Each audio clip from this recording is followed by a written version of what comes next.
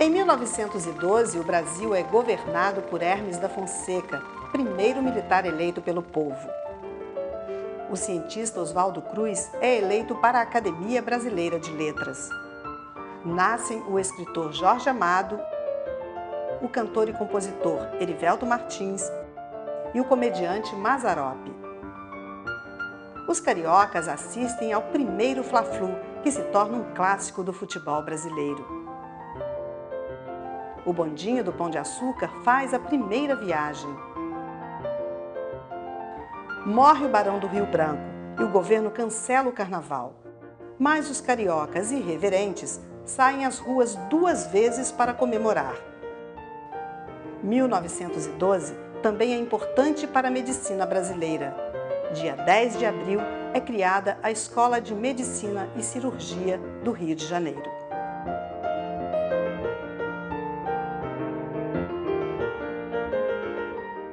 A Escola de Medicina e Cirurgia, ela tem suas raízes no Instituto Hahnemanniano do Brasil.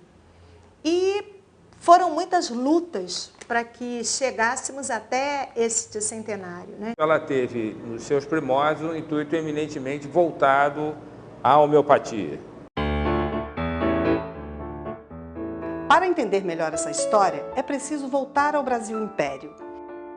Em 1859, é criado por decreto o Instituto Hahnemanniano, uma das mais antigas e tradicionais instituições médicas do Brasil. Era uma homenagem ao médico Samuel Hahnemann, considerado o pai da homeopatia, que nasceu na Alemanha em 1755. Um decreto presidencial no começo do século XX incentivou a criação de faculdades privadas. Em 1911, quando surgiu a lei Rivadavia Correia, que permitia a criação de escolas privadas, então houve uma mobilização para se criar uma escola de medicina homeopática. A Faculdade de Medicina Homeopática do Rio de Janeiro reunia também os conhecimentos da alopatia, oferecendo formação para cirurgiões dentistas, enfermeiros, farmacêuticos e médicos. Mas teve vida curta. Foi criada, desativada e recriada no mesmo ano de 1912, como Faculdade Hahnemanniana, raiz histórica da Escola de Medicina e Cirurgia de hoje. Nas décadas seguintes, o ensino da alopatia ganha cadeiras diferenciadas. A escola perde alunos e o ingresso dos professores passa a ser por concurso de livre docência. O governo Vargas acaba com a obrigatoriedade do ensino da homeopatia dentro da Escola de Medicina e Cirurgia.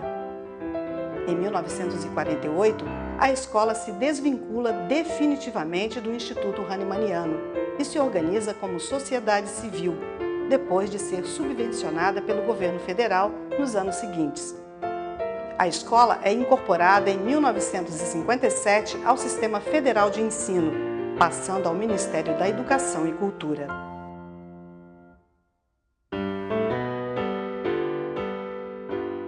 Foi durante o período de direção do professor Fioravante de Piero que se conseguiu a federalização da Escola de Medicina e Cirurgia. Uma escola de medicina sem hospital é um regimento de cavalaria sem cavalos. Com esta frase, o diretor da escola, Fioravante de Piero, começou uma campanha em 1958 por um hospital de ensino. 5 anos mais tarde, o Hospital Gafreguinli é desapropriado e incorporado à Escola de Medicina e Cirurgia.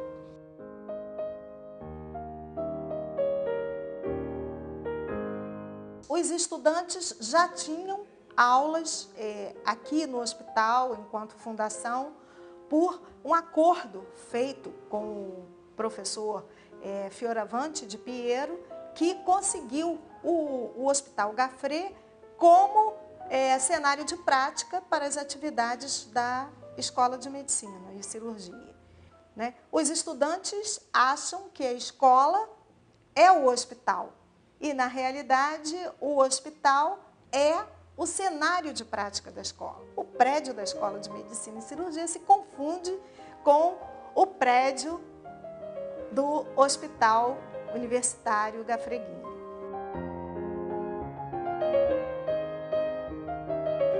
O hospital ele foi criado a partir da Fundação Gafreguini, junto com alguns postos de saúde espalhados pela cidade do Rio de Janeiro, cujo objetivo fundamental à época, isso há cerca de 83 anos atrás, era o tratamento das ditas doenças venéreas no início do século passado, que assolavam não só a cidade do Rio de Janeiro, mas eram doenças que acometiam o mundo.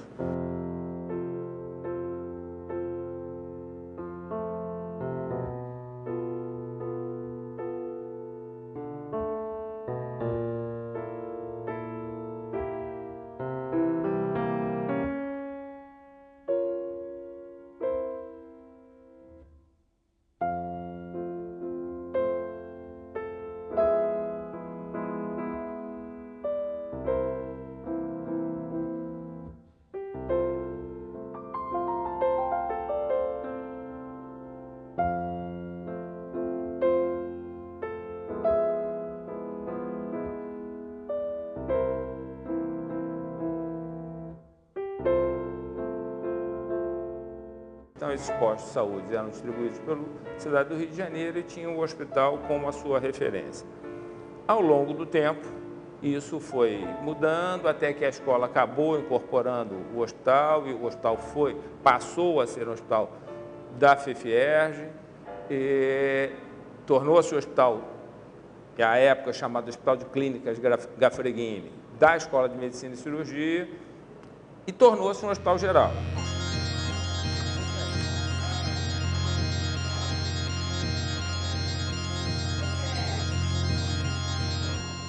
Não resta a menor dúvida que um hospital universitário ele tem dois grandes objetivos, que é a formação de recursos humanos e o atendimento à população, e que não estão dissociados.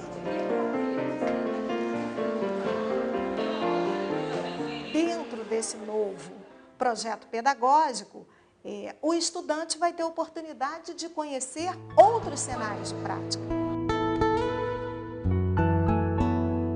É isso que acontece quando conhecemos um pouco mais as atividades da Escola de Medicina e do hospital, com experientes mestres e médicos residentes.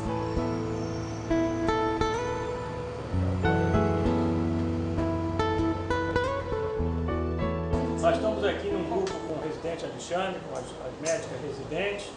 Elas estão já aqui há um ano no serviço. O Alexandre agora já está fazendo o R4, é a parte que se dedica à citopatologia. Elas começaram aqui há pouco tempo, mas estão demonstrando um afinco muito grande, uma atenção. Juntos desenvolvem o conhecimento e colocam em prática a medicina. O professor titular de Anatomia Patológica da escola e chefe do setor de Patologia e Apoio Clínico vive essa rotina desde a década de 70. Para ele, um hospital-escola favorece o ensino e a população. Estou aqui há cerca de 40 anos, tendo naturalmente dividido sempre o meu tempo com a atividade com os alunos e com assistência. E dizer que da tradição dessa escola de patologia, porque eu sou professor de patologia, de anatomia patológica. E, consequentemente, isso vem sendo transmitido de gerações em gerações. Algumas disciplinas foram criadas a partir neste departamento, com uma disciplina muito importante, que é a disciplina de citopatologia. E essa disciplina de citopatologia teve como professor titular o professor José Maria Barcelos. Então, criou um grupo, uma oportunidade muito importante dentro do departamento de patologia, com as disciplinas de anatomia patológica, citopatologia, patologia clínica, a radiologia, que faz parte do nosso departamento, e a medicina legal.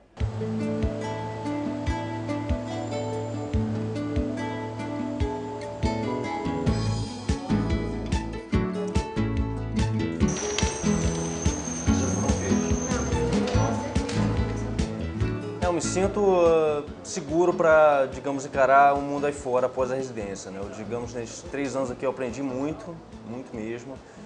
Tive a oportunidade de conviver com diferentes tipos de profissionais, né? E também ter uma visão, abordagens diferentes para o mesmo trabalho, né? Porque cada um acaba tendo uma visão mais diferenciada em relação à sua própria especialidade. Então, esta relação da escola com o hospital é fundamental.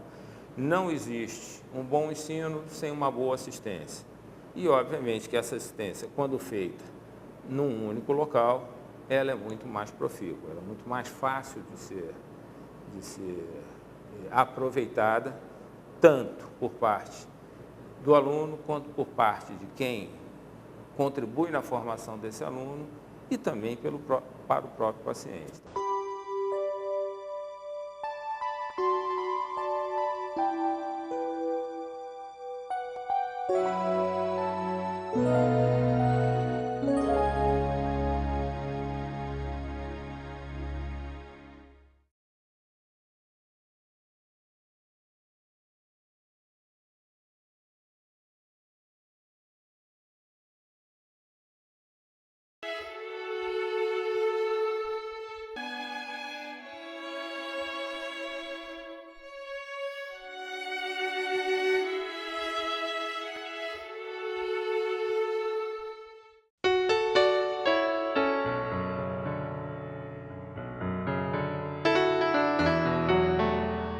Desde a década de 80, o hospital se tornou um centro de referência nacional no tratamento da AIDS, com os programas de saúde e histórias de esperança. Bom, então tá tudo bem com você, né? Que bom. Tantos anos, 21 anos de idade, 20 anos de tratamento. 20 anos de tratamento. 20 anos de tratamento, tá ótimo. E tá estudando? Tá trabalhando agora? Não, desempregado. Tá desempregado agora. Mas não porque não posso trabalhar, não, porque tá faltando emprego, né? Saúde tem. Com certeza. E você terminou o ensino? O ambulatório de imunologia da clínica médica atende cerca de 3.000 pacientes adultos e 900 crianças e adolescentes portadores do vírus HIV. O CTA, Centro de Testagem e Aconselhamento, faz o teste na hora e o resultado sai em 10 minutos. No teste vem o controle e o teste. O dela só está aparecendo o controle, tá vendo? Então, ela é um paciente não reagente para o vírus HIV. Porque a tirinha do teste não está aparecendo. Ex-aluna de pós-graduação da escola, hoje médica do hospital, Norma Rubini trabalha neste setor há 30 anos e acompanhou a epidemia de AIDS no Brasil desde o início e o programa de tratamento da instituição em parceria com a Fiocruz. É só manter isso, manter esse padrão direitinho que ele vai continuar bem. A partir dessa parceria, nós fomos então pioneiros no Brasil e no estado do Rio de Janeiro na assistência à AIDS. Naquele tempo havia muito preconceito e os hospitais não se interessavam, os demais hospitais de ensino, universitários, que havia aquela preocupação se a AIDS poderia ser transmitida ocupacionalmente, ou mesmo de um paciente para outro, até mesmo em outros estados da União, quando os pacientes eram internados. Eles eram internados em isolamento, os médicos atendiam com um capote, como se fosse aquele isolamento necessário para doenças que realmente são de alta transmissibilidade, como a meningite, né? Não é o caso da infecção pelo HIV. Felizmente, embora seja uma doença que foi devastadora no início da epidemia, a transmissão dela é basicamente sexual e sanguínea. Um grupo da Clínica Médica B se uniu de diferentes profissionais, incluindo psicólogos, assistentes sociais, né, enfermeiros, nutricionistas. Então, a gente, naquele tempo em que não tinha um coquetel, a gente logo percebeu que o mais importante que a gente podia dar, o coquetel que a gente podia dar, era exatamente um coquetel de uma assistência integral, holística e humanizada para o paciente HIV e para a família. Mudou a história da AIDS. Então, no início, o que era triste era realmente que era uma doença grave. Quando diagnosticado, o paciente evoluía para óbito em 1, 2 anos. Então, isso era uma coisa que algumas pessoas ainda pensam que continua sendo assim. Não é mais assim. Isso, infelizmente, foi uma realidade. Uma doença grave com alta taxa de letalidade. Hoje, graças a Deus, não. Então, hoje eu estou atendendo crianças que eu acompanho há 20 anos, estão hoje jovens, com 21 anos. Tenho pacientes que já tiveram filhos, que casaram, tiveram filhos. Temos moças que já tiveram filhos, né? Então, a gente vê que mudou completamente. As pessoas estudam, trabalham, namoram, casam, têm filhos com segurança.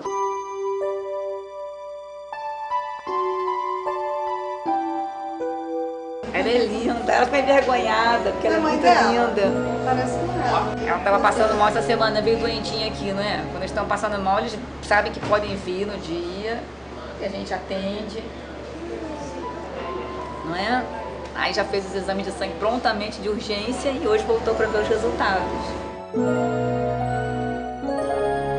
A relação entre o médico e o paciente é fundamental que ela retome com o sentido de que o médico esteja vendo um semelhante à sua frente e que o paciente tenha a confiança, tenha a certeza de que quem o está atendendo está ali disposto a se doar para ele, de forma que ele tenha a tranquilidade de se entregar numa hora que não é fácil àquela pessoa que o atende naquele momento. o modelo atual, né, de formação médica é para se formar o médico para a integralidade do cuidado. A humanização no atendimento, a preocupação com a relação médico-paciente, ouvir o paciente e as atitudes que são fundamentais, o trabalho em equipe, o ouvir o paciente, o conversar com o paciente, dar a atenção que ele merece e que é nossa obrigação como médico, ouvir o paciente e ajudá-lo, não só na doença, mas também na promoção da saúde, na prevenção da doença. Então, o currículo atual, ele contempla todas essas áreas. O tratamento inclui cuidado, carinho, afeto, trabalho de humanização que é uma característica do hospital.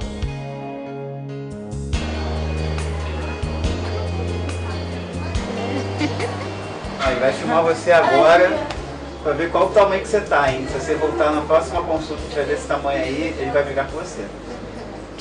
Tá bom? É legal. O que ele come de mais tarde?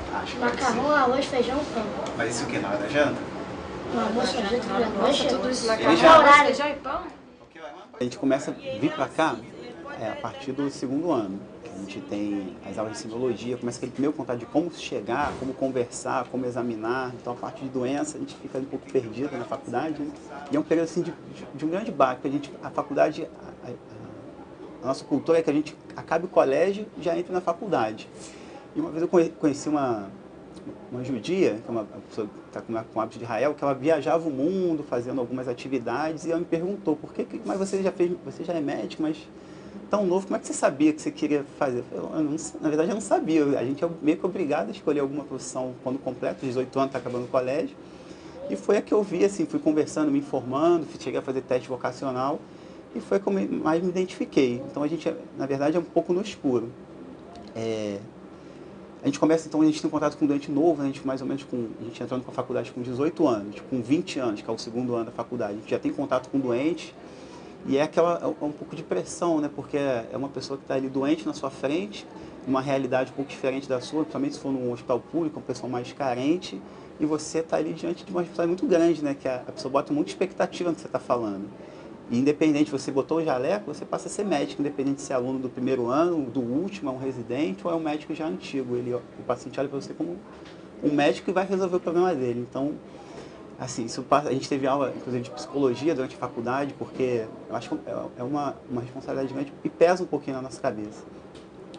Mas é um contato muito interessante aqui no Gafrey, por ser um hospital compacto, né? E não um hospital assim, de grandes dimensões, de vários andares, então ele é pequeno, então acaba que a gente conhece os serviços, conhece os especialistas, e por ele ser pequeno, a gente fica com um clima meio família, eu acho, assim, que eu achava. Então a gente tem um carinho muito grande, algumas pessoas aqui, não sei se os alunos novos já chamam assim, mas a gente chamava o Gafrezinho, a gente tem um carinho pelo hospital, tentou, ao longo desses 6 anos, nossa turma tentou fazer algumas melhorias aqui, coisas pequenas, né? De repente, uma forma de atender a nossa recepção de calouros. A gente foi uma distribuição de flores aqui durante a visita, então acho que com pequenas coisas a gente foi tomando esse carinho pelo hospital.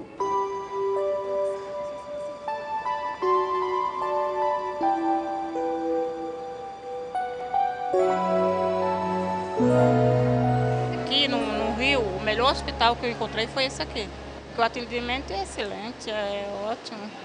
A criança é bem tratada, tem todos os tipos de atendimento, tudo. Em todos os hospitais que a gente procura, outros exames, essas coisas assim, a gente não encontra. E aqui a gente encontra tudo.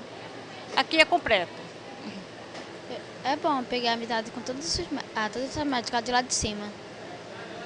Eu falo para as mães, vale a pena a gente vir de longe para cá, acordar de madrugada, trazer nossos filhos, porque eles são muito bem tratados.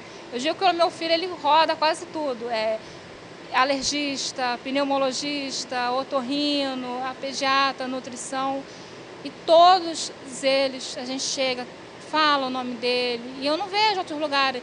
Oi, Tiago, tudo bem? Eu não vejo isso, aqui eu vejo. Qual a sua idade agora, Tiago? Quantos 7 anos. 7 anos? Você fez aniversário quando? 17 de abril. De abril? Então já vai fazer 8? Você quer dar vacina? Eu acho que ajuda eles melhorarem mais rápido, a eles terem confiança. Não é só a mãe ter confiança. A criança precisa pegar confiança no médico, porque é com ele que ele vai lidar, é no corpo dele que eles vão mexer. Então, eu acho que esse carinho, essa atenção que eles dão às crianças é tudo. Eu acho que isso, para mim, o meu filho é o Gil. Quem conheceu ele aqui e vê ele hoje, ninguém diz que ele é um asmático. Então, para mim, isso é o que vale. Eu falo, Gafré, se for para a China, eu vou atrás. Esse nariz não está coçando muito, não? Não, nem escorrendo. Mas a pouco tempo muda, né? Você tá com essa cara de felicidade. Não tem nada. Por isso, tá feliz, meu filho. O meu papo com o médico é muito bom, é legal. A gente dá uma conversadinha, depois ele começa a me examinar. A gente conversou dos meus remédios, como eu tô. Aí eu disse que eu estava bem e estava tomando direitinho os remédios. Eu saio bem, começo a querer voltar, porque os médicos são muito bons com a gente.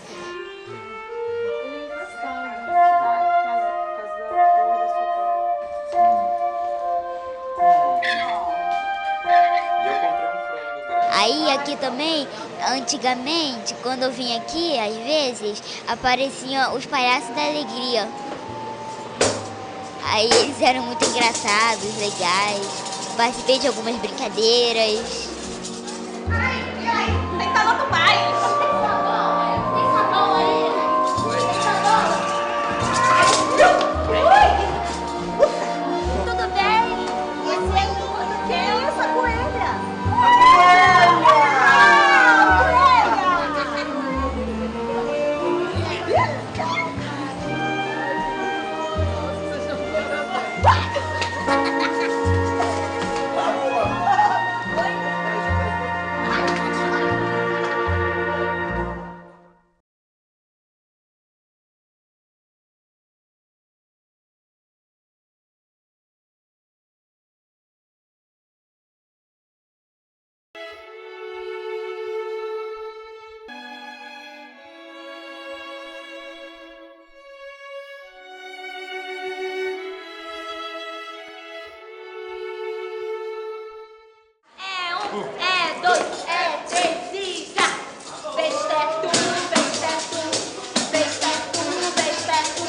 O grupo Enfermaria do Riso é formado por alunos da Escola de Teatro da Unirio e se tornou receita de alegria para a garotada internada no Gafreguinho. Deixa eu ver se tem chulé.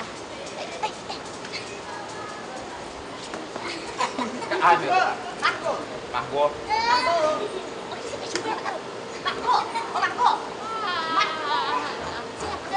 Eu não sei o que aconteceu, ela pegou isso aqui.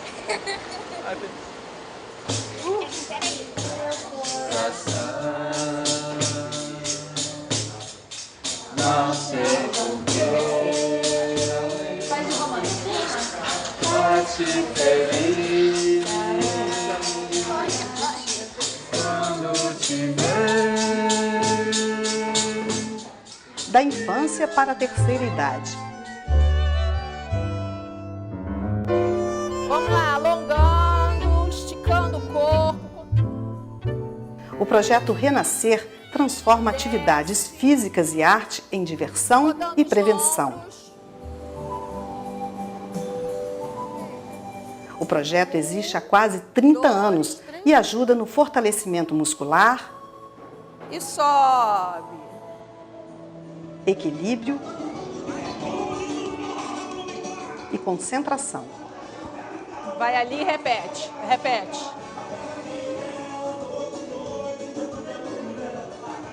É de suma importância no meu dia a dia. Aconteceu essa beleza que eu vinha conhecer o Renascer. Eu já tenho aqui quase 2 anos. Então eu tenho tido aqui possibilidade de renovação de comportamento. Não é a minha personalidade, é o meu comportamento que mudou. Renascer muda o comportamento porque nos dá a oportunidade. Só a cabeça agora.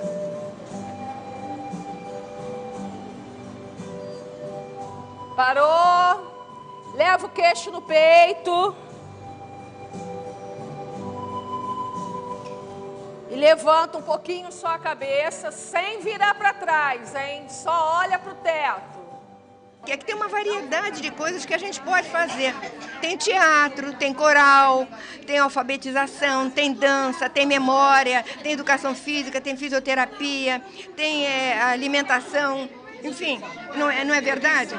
Nutrição, tem tudo. Então a gente pode catalogar, pode se programar dentro de um horário, no tempo, em várias coisas ao mesmo tempo. Aqui no Garfeguinle é minha segunda casa e meus amigos são meus irmãos. É minha família, é o segundo grupo da terceira idade. Outro lado, outra vez. Eu, por exemplo, me sinto jovem, apesar de eu ter 82 anos, mas eu me sinto como se tivesse, não digo 15, que seria também meio ridículo, né? Mas pelo menos uns 25, 30. Sou animadíssima, não perco nada, nós passeamos. A gente vai ao Teatro Municipal, minha filha, assistir óperas, que eu adoro.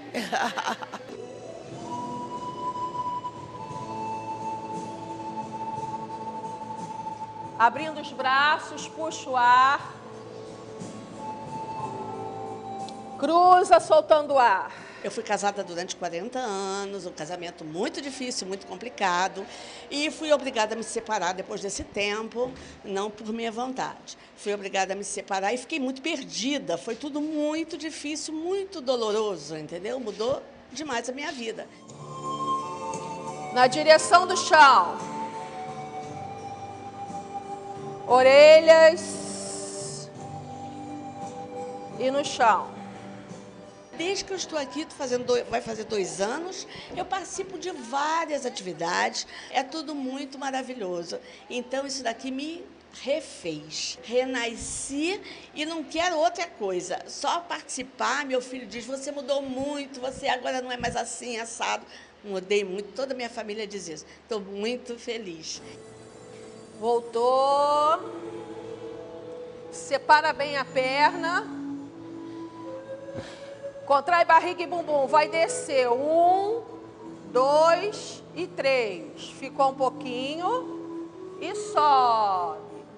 Aqui nós temos melhorado, agradecendo, entendeu? Porque nós vamos evoluindo e conseguimos viver mais. Nós agradecemos a coordenadora do grupo e suas assistentes, porque elas nos dão muito carinho, muita orientação, entendeu? E sem elas nós também não podemos viver. Que nós estamos evoluindo, agradecemos muito a elas, porque elas têm feito tudo como se fosse nossa mãe. Inclina a cabeça para o lado e apoia com a mão, sem puxar. Ela trabalha na Unirio há quase 30 anos 20 dedicados ao Grupo Renascer. O outro lado, novamente. Esse período que acontece o envelhecimento, vão acontecendo algumas perdas naturais, algumas alterações naturais. É a força muscular, é a alteração do equilíbrio, é o problema da visão, que muitas vezes acontece por conta da catarata. Isso tudo interfere no dia a dia dele e que pode levar a uma queda por esses motivos. O idoso que frequenta o grupo, ele é independente e autônomo. Ele está sassaricando pela rua. Então, quanto mais orientação, quanto mais subsídios nós dermos a eles, para que eles se virem sozinhos, melhor. De lado.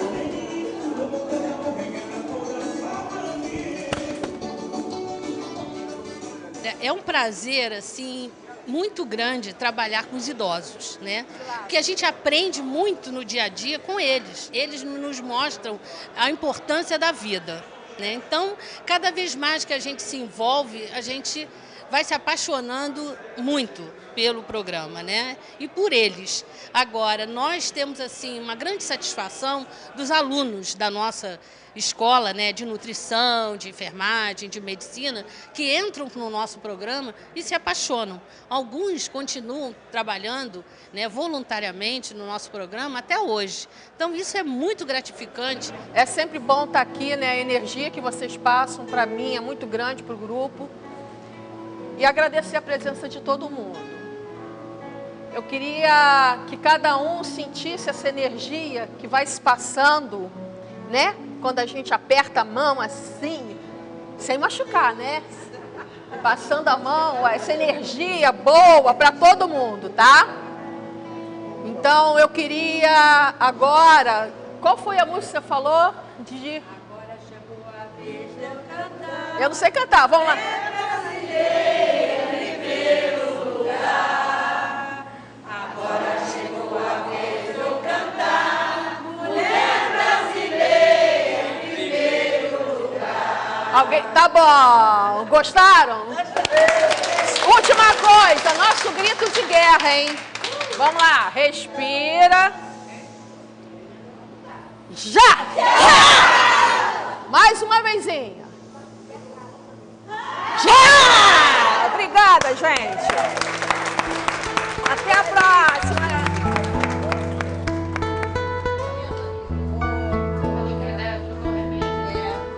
O setor de reumatologia também é um serviço tradicional no hospital e reconhecido pelas sociedades de reumatologia do Rio de Janeiro e do Brasil.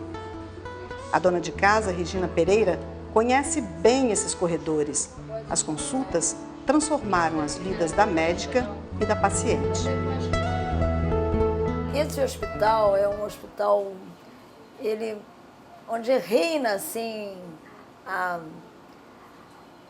o carinho, né? É um hospital que não é imenso, como, por exemplo, o Hospital do Fundão, é um hospital um pouco menor. Então, as pessoas todas se conhecem e os pacientes, quer dizer, não é difícil o acesso do paciente ao médico. Então, é um hospital de referência e o nosso serviço é um dos mais antigos e é um serviço também de referência na especialidade. Eu vim para o hospital já tem de 10 anos que eu comecei no hospital. Comecei com a doutora Maria Cecília até. Chego aqui, falo com ela, beijo, entendeu? Aquela coisa de amizade. Considero ela já um amigo, uma referência para mim aqui no hospital. Depois que eu tenho a consulta com ela, eu me sinto mais segura do meu problema, entendeu? Sinto muito mais segura de tomar aquele remédio. Onde existe esse espírito de ensino e pesquisa, então a abordagem é diferente. Aqui nós temos todo o interesse em pesquisar, em descobrir o que o doente tem, né? E nos interessamos muito pela doença, pelo doente, né? Quer dizer, o doente é uma coisa mais personalizada. E eu vim para cá porque gostava. Eu fui aluna dessa escola, né? E nunca saí daqui. Então eu estou aqui desde o primeiro ano da faculdade, no hospital desde o terceiro ano. Então eu A minha vida foi toda aqui, né? Minha vida profissional. Eu já trabalhei em outros lugares também fora. Mas atualmente eu me dedico praticamente só ao ensino e pesquisa aqui no Hospital Gafreguini.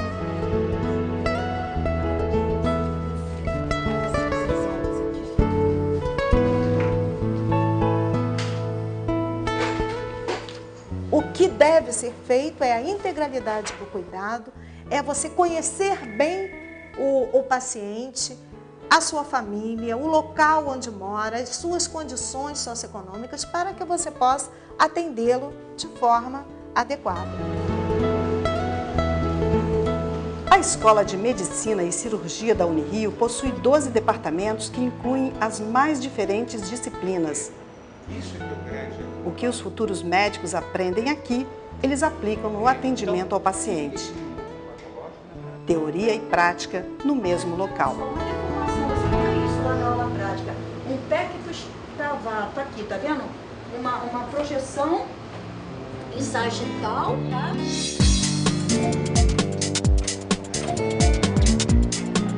A arquitetura do Hospital Gafreguini também tem muito a revelar, além da beleza.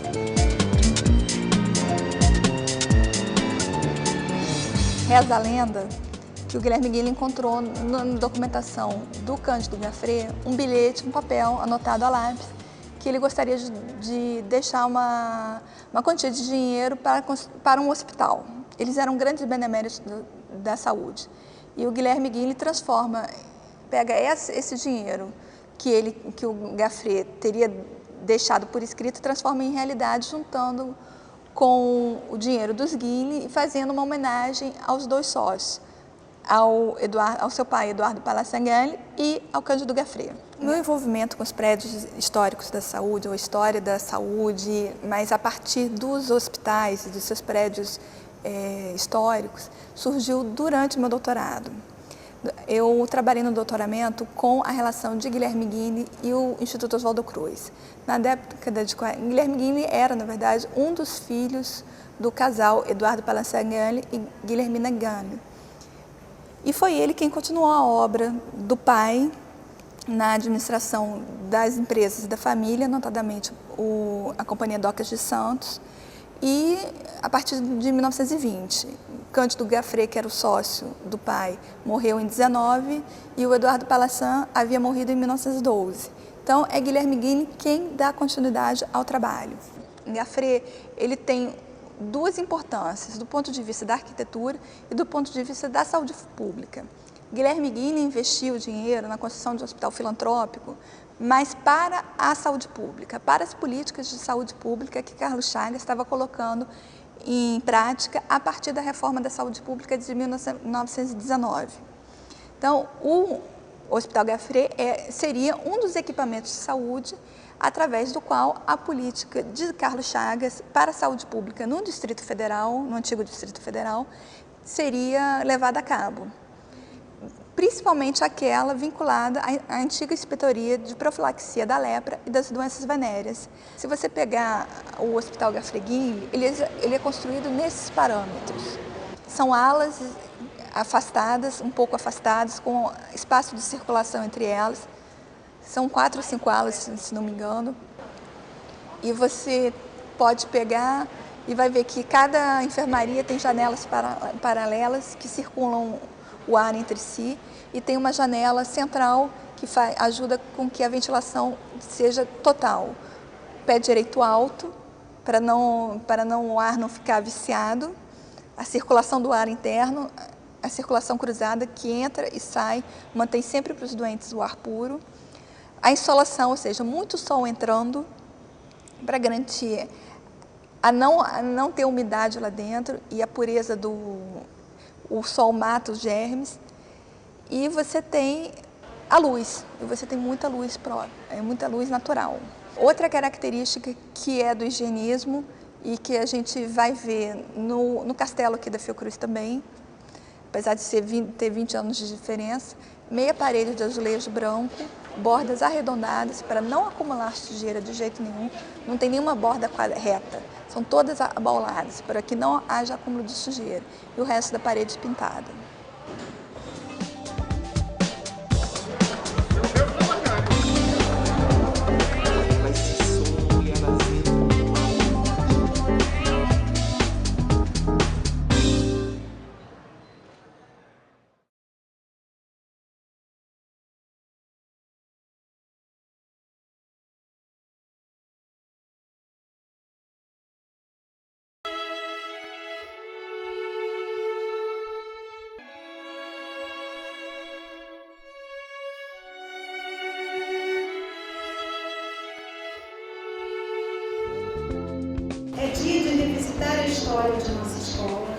rememorar suas origens, homenagear figuras ilustres que se destacaram em sua trajetória, como também homenagear, de forma anônima, a todos que contribuíram para o engrandecimento desta instituição. A festa de centenário da Escola de Medicina foi marcante para médicos, professores, alunos, ex-alunos, funcionários, público em geral e outros convidados. Senhor, nessa igualdade, conseguimos conquistar com braços fortes. Em teu seio, ó liberdade, desafia o nosso peito à própria morte. Com homenagens a quem ajudou e ajuda a construir essa história.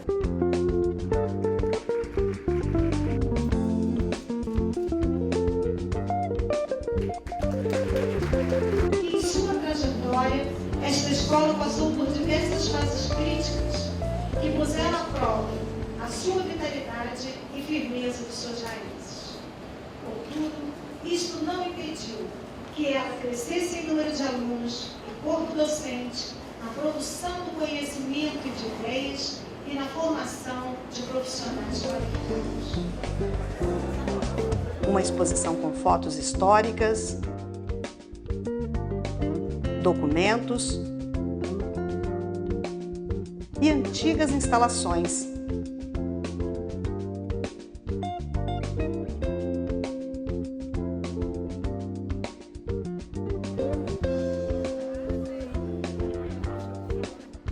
Além do lançamento do livro sobre o Hospital Gafreguini.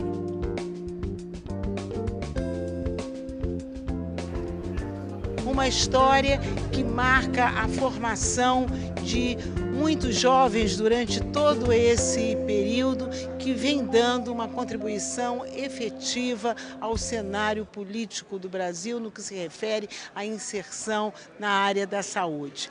Eu me orgulho de ser dessa universidade, de ser professora dessa universidade, de ter sido gestora, reitora desta universidade por pouco mais de 6 anos e de ter conhecido de perto o valor de todos aqueles que fizeram, fazem e certamente ainda irão fazer muito pela educação médica do nosso país. A Escola de Medicina e Cirurgia caracteriza-se pela qualidade dos seus professores, inicialmente selecionados e escolhidos entre os melhores, e depois por concurso público de títulos e provas que eu tive a honra também de me submeter. Além disso, os concursos de livre docência, que permitem àqueles que têm titulação de doutorado adquirir o título que aprimora ainda mais a carreira universitária. Toda celebração, e principalmente quando ela reúne uma história tão rica e já centenária, ela reúne esses dois componentes muito importantes, que é o resgate de um passado, revisitar tradições, buscar as inspirações daqueles que sonharam determinados desenvolvimentos e futuros para o desenvolvimento da medicina no Brasil, e ao mesmo tempo com esse resgate e a projeção de futuros. E eu acho que o mais significativo é que essa instituição faz isso de uma maneira muito virtuosa. Eu acredito que aqui se encontra talvez uma das mais ricas tradições e com muito ensinamento para a história e o futuro da saúde pública e da ciência médica do Rio de Janeiro.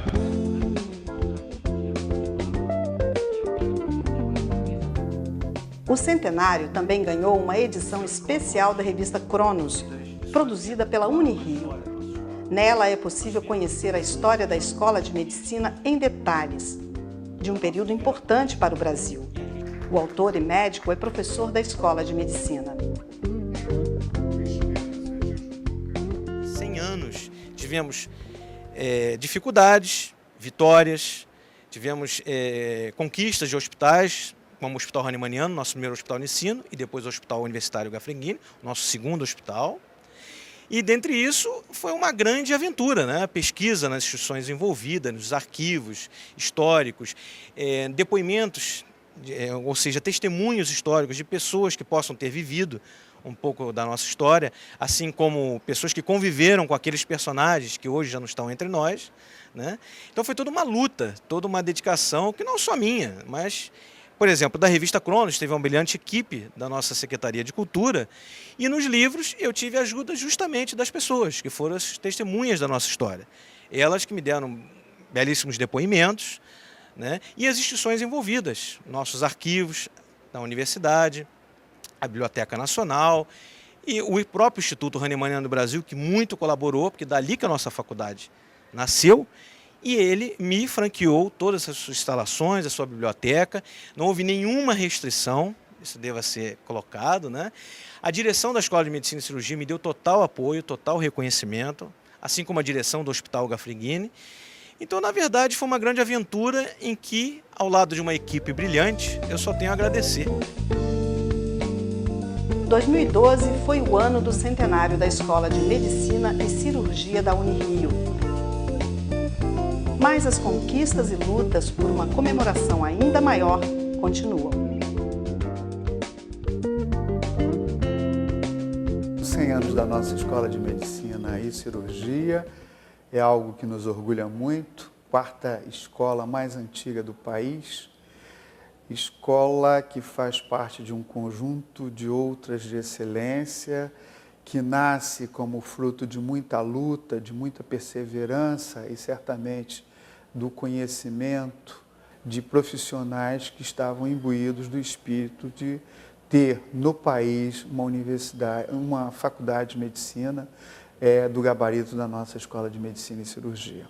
A Escola de Medicina teve uma importância crucial na consolidação institucional da Unirio. Vários dos nossos reitores vieram da Escola de Medicina, eram professores da medicina. A medicina teve um papel também fundamental em certos momentos da história de doenças novas, como é o caso da AIDS, desde os anos 80. Na Escola de Medicina e Cirurgia, nós sempre tivemos uma competência estabelecida, um grupo de profissionais que sempre fizeram pesquisa de ponta. Daí, epidemias, ao aparecerem no mundo, já estavam sendo acompanhadas pelos profissionais. A escola, com seu corpo docente, sempre esteve à frente nas pesquisas de ponta, principalmente nessa questão de epidemia. Eu só tenho que parabenizar a escola e dizer que eu muito me orgulho, tanto da Escola de Medicina quanto do hospital, não só pelo que lá já se fez e ainda se faz, mas pelas lutas que ali se trava para a melhoria dos serviços, para a melhoria do ensino e para a autorreflexão da praxis que ali se desenvolve. Nesses 100 anos, a gente, como servidor público da Unirio, tem o prazer, tem o orgulho de parabenizar a Escola de Medicina e Cirurgia da nossa universidade, sempre na torcida, sempre vibrando para que outros colegas mais novos façam com que tenhamos mais 100 anos de uma honrosa prática acadêmica e de muito sucesso, como foram esses 100 anos que estão passando.